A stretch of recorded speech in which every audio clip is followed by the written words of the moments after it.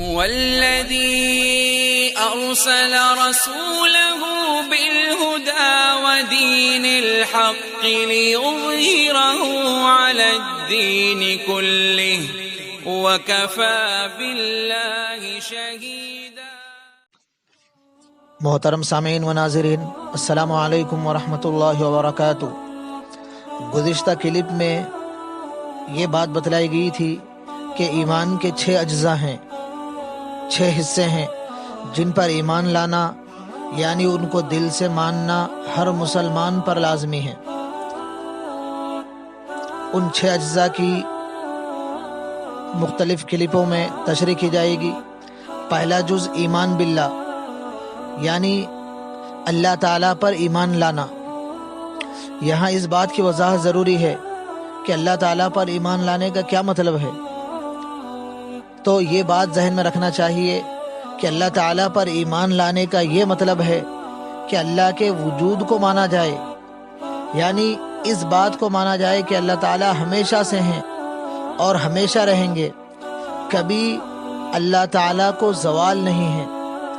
اس کائنات کا ذرہ ذرہ زبان حال سے اس بات کی گواہی دے رہا ہے کہ ان کو بنانے والا کوئی ہے اور وہ تنے تنہا ہے، وہی تنے تنہا کارساز ہے، کسی کا کوئی عمل دخل نہیں ہے۔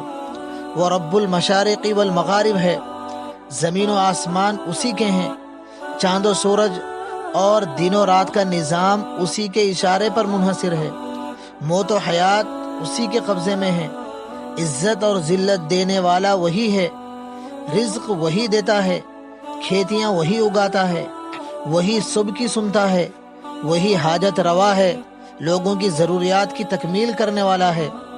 توحید کے اس درجے کو توحید ربوبیت کہتے ہیں۔ اور اللہ تعالیٰ پر ایمان لانے میں یہ بات بھی شامل ہے کہ اللہ تعالیٰ ہی کو لائق عبادت سمجھا جائے اور اسی کو معبود حقیقی مانا جائے، اس کے علاوہ کسی کی عبادت نہ کی جائے، کسی کو لائق عبادت نہ سمجھا جائے، اللہ ہی کو پکارا جائے، اللہ ہی سے امیدیں لگائی جائیں، اللہ ہی پر بھروسہ کیا جائے، اللہ ہی کا خوف دل میں ہو اور اللہ ہی سے پناہ مانگی جائے، اللہ کے سامنے سجدے کیے جائیں اور اللہ ہی کے نام پر جانور ذبح کیے جائیں اور اللہ ہی کے نام کی نظر مانی جائے، روزہ، نماز، صدقہ خیرات اللہ کو راضی کرنے کے لیے ہی انجام دیے جائیں۔ توحید کے اس درجے کو توحید الوہیت کہتے ہیں۔ اللہ تعالیٰ پر ایمان لانے میں یہ بات بھی داخل ہے کہ اللہ کے اسماء صفات میں اللہ تعالیٰ کے جو اسماء صفات ہیں اسی کے لیے خاص کیے جائیں، ان صفات کا حامل کسی اور کو نہ سمجھا جائے۔ اللہ رزاق ہیں، روزی اللہ ہی دیتے ہیں، کسی سے امید نہ ہو۔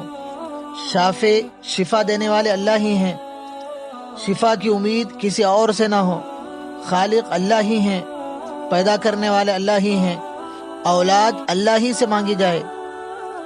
النافع، الضار، نفع اور نقصان کے مالک اللہ ہی ہیں، اسباب اور چیزوں میں نفع و نقصان کی بالذات تاثیر ان میں نہ مانی جائے۔ اللہ غفور ہیں، اللہ ہی گنہگاروں کو بخشنے والے ہیں۔ خلاصہ یہ ہے کہ اللہ تعالیٰ کے جو صفات، خوبیاں اور کمالات ہیں وہ تمام کی تمام خوبیاں اور کمالات اللہ ہی میں مانی جائیں، اللہ کے علاوہ کسی اور کی طرف ان چیزوں کو منسوب نہ کیا جائے۔ توحید کے اس درجے کو توحید اسماء و صفات کہتے ہیں۔ خلاصہ یہ ہے کہ توحید کے 3 درجے ہیں، 3 اقسام ہیں، ایک توحید ربوبیت، دوسرے توحید الوہیت، تیسرے توحید اسماء و صفات۔ یہ ایمان باللہ کی مختصر وضاحت ہے۔ امید ہے کہ یہ باتیں آپ کی سمجھ میں آ گئی ہوں گی۔